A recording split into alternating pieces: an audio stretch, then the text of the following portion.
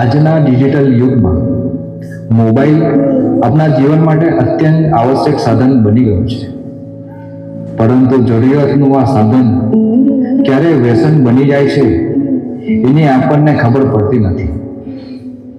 એક સમય હતો જ્યારે લોકો સમય જોવા માટે ઘડિયાળ પહેરતા, ગણતરી કરવા માટે કેલ્ક્યુલેટર રાખતા અને અંધારામાં જોવા માટે અલગથી ટોર્ચ રાખતા. અલાર્મ માટે પણ ઘડિયાળનો ઉપયોગ થતો. પરંતુ આજે એક જ મોબાઈલ આ બધી સુવિધાઓ આપણને સહજતાથી આપી દે છે. તો સવાલ એ છે કે જે મોબાઈલ આપણી જરૂરિયાત છે એ જ મોબાઈલ આપણું વ્યસન કેવી રીતે બની શકે, અને એનાથી દૂર રહેવા માટે આપણે શું કરવું જોઈએ? ચાલો એક દીકરાના જીવનના ઉદાહરણ દ્વારા સમજવાનો પ્રયત્ન કરીએ. દૃશ્ય 1. સહિષ્ણુભાઈ સ્કૂલેથી ઘરે આવે છે.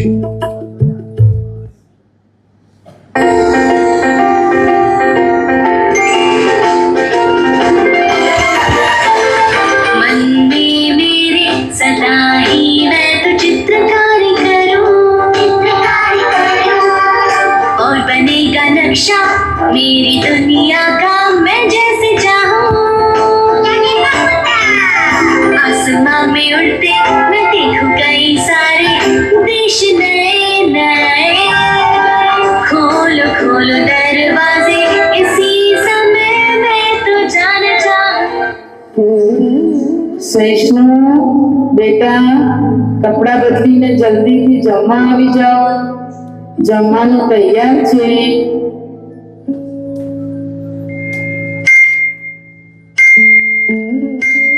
મમ્મી બોલાવે છે, પણ 2 મિનિટ મારી પાસે કંઈક નવું છે. હા, એકવાર જોઈ લો, માત્ર 2 મિનિટ, પછી મોબાઈલ મૂકી દેજો. એકવાર જોઈ લો, શું નવું આવ્યું છે એ તો જુઓ. હા, બસ 2 જ મિનિટ. पहचान ज़्यादा चाहिए थी कि पैसा? Paisan. Money follows, my brother. Money follows.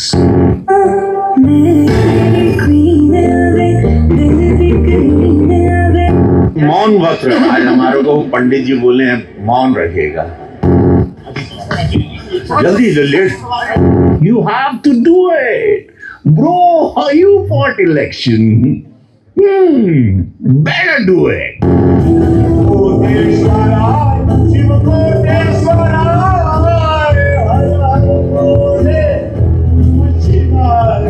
Hero से आपने स्ट्रगल किया, इतने साल मूवी फिल्म इंडस्ट्री में.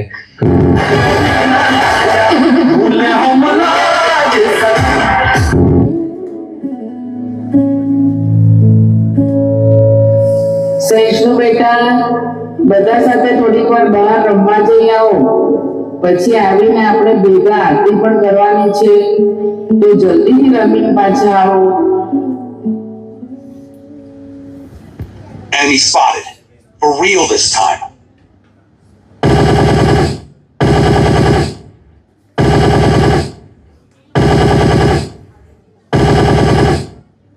મમ્મી, મારે બહાર રમવા નથી જવું. હું ઘરમાં જ સારો છું. હું અહીં જ રમી લઈશ. તમે મારી ચિંતા ન કરશો.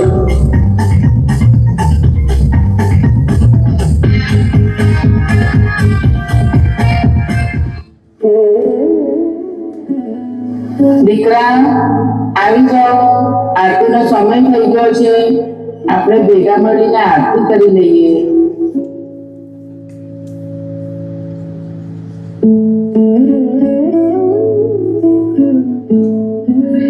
હા મમ્મી, આવું છું. બસ 2 જ મિનિટ. હજુ તો એક વિડીયો બાકી છે. એક રીલ જોઈ લો. આ પોસ્ટ તો બહુ જ સરસ છે, આ પણ જોઈ લો.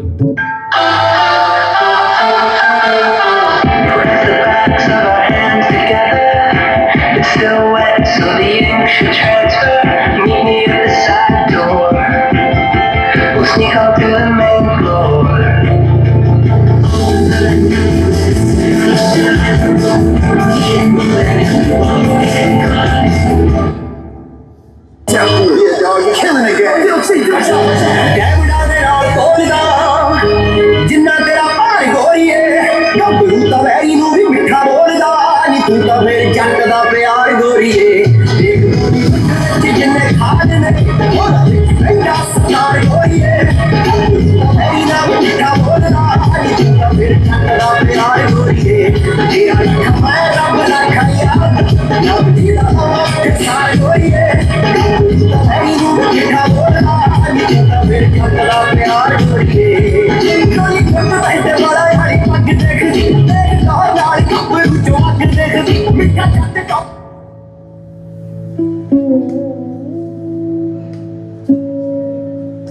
આ રીતે મિત્રો માત્ર 2 મિનિટથી શરૂ થયેલો મોબાઈલનો ઉપયોગ ક્યારેક કલાકોમાં ફેરવાઈ જાય છે એની આપણને ખબર પડતી નથી.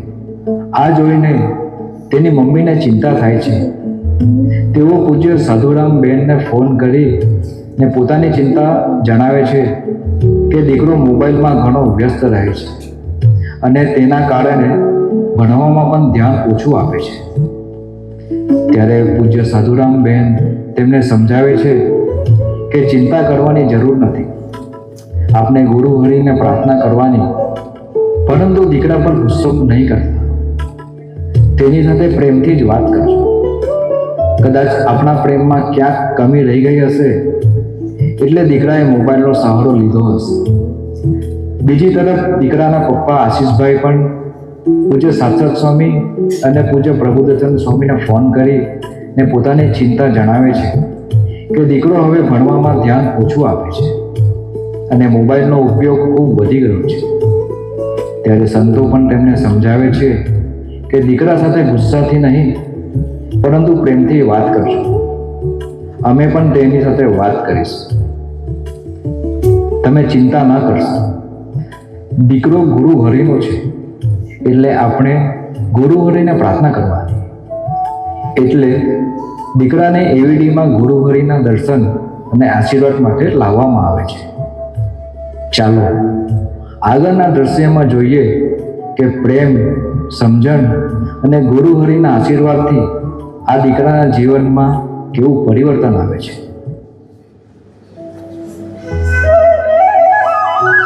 જય સ્વામિનારાયણ. આ વલસાડના કાર્યકર્તા છે વિરલભાઈ. આ વાપીવાળા આશીષભાઈનો દીકરો છે જૈષ્ણુભાઈ. તમને જ્યારે જોયા હતા ત્યારે આટલા હતા અને હવે આટલા મોટા થઈ ગયા. સરસ સરસ. કેવું ચાલે છે ભણવાનું? ભણવાનું તો સારું છે, પણ સ્વામી મોબાઈલનો ઉપયોગ વધી ગયો છે. આ આશીર્વાદ આપો, કૃપા કરો. જુઓ, મોબાઈલ તો બધા જ વાપરે છે. મારે પણ મોબાઈલ વાપરવો છે, પણ મારી પાસે મોબાઈલ નથી. તો તમે મને મોબાઈલ આપશો? તમારે અત્યારે ભણવામાં ધ્યાન આપવાનું અને પછી મોબાઈલ વાપરજો. હું ક્યાં ના પાડું છું? બરાબર, મને મોબાઈલ આપી દો. હા સ્વામી, આજથી એ નક્કી કરે છે. એ તમને મનથી મોબાઈલ આપી દેશે. હવે એ નહીં વાપરે.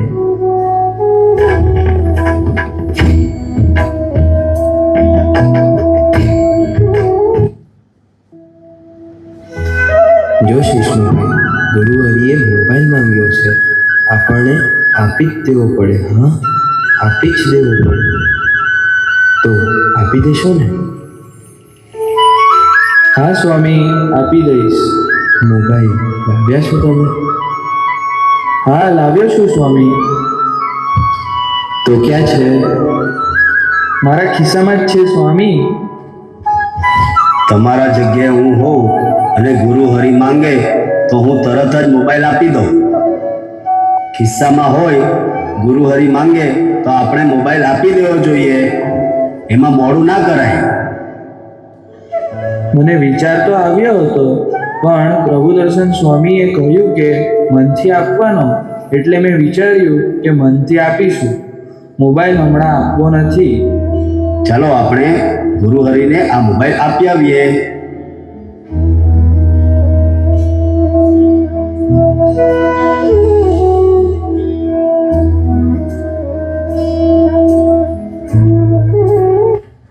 જૈષ્ણુભાઈ, આપણે મોબાઈલ આપવા માટે આવ્યા છે. તમને સમયની કિંમત નથી. તમારા પપ્પા કાર્યકર્તા થઈને કેટલું દોડે છે, અને તમને કોઈ કિંમત નથી. કયા ધોરણમાં ભણો છો? 9મા ધોરણમાં સ્વામી. 9મામાં ભણો છો. 9માનું રિઝલ્ટ સારું નહીં આવે તો 10મામાં શું કરશો તમે? મારે મોબાઈલની જરૂર નથી. તમારી જિંદગી ના બગડે એટલા માટે મોબાઈલ લઉં છું. કોણ સાચવશે આને? તમે કોણ? જોડે આવ્યા છે. વલસાડના કાર્યકર્તા છે વિરલભાઈ. લો, આ મોબાઈલ એમના પપ્પાને આપી દેજો અને કહેજો કે ગમે એટલા ધમપછાડા કરે તો પણ મોબાઈલ આપવાનો નથી. ભણવાનું પતે નહીં ત્યાં સુધી એને આપવાનો નથી. માસ્ટર પૂરું થાય પછી ભલે આપતા.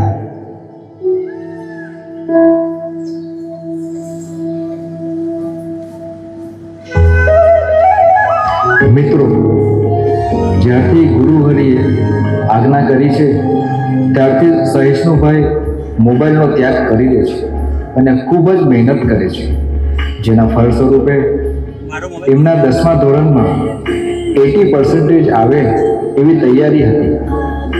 પરંતુ ગુરુ હરિના આશીર્વાદ અને મોબાઈલનો ત્યાગ કર્યો તો તેઓ 10મા ધોરણમાં 95%થી પાસ થયા છે.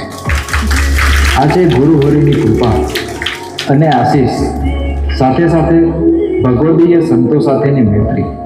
તો આપણે પણ આપણા દીકરા દીકરીને સત્સંગના માર્ગે વાળીએ અને સાચા અર્થમાં સંસ્કાર આપીએ.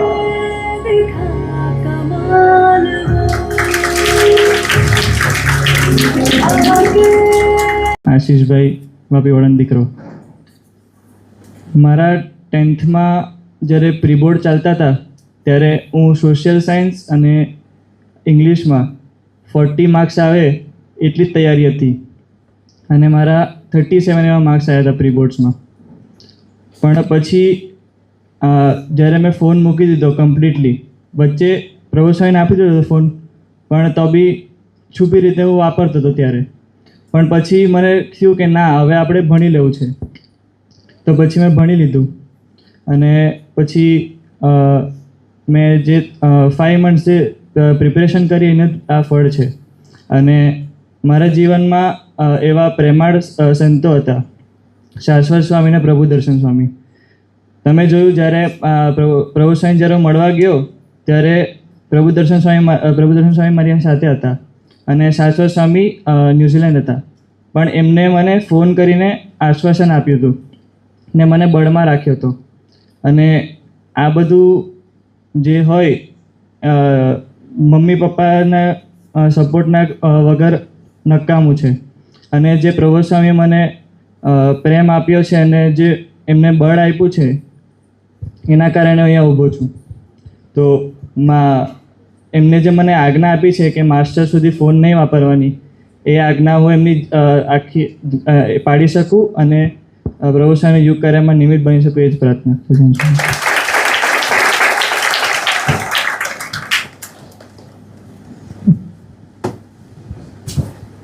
ગુરુ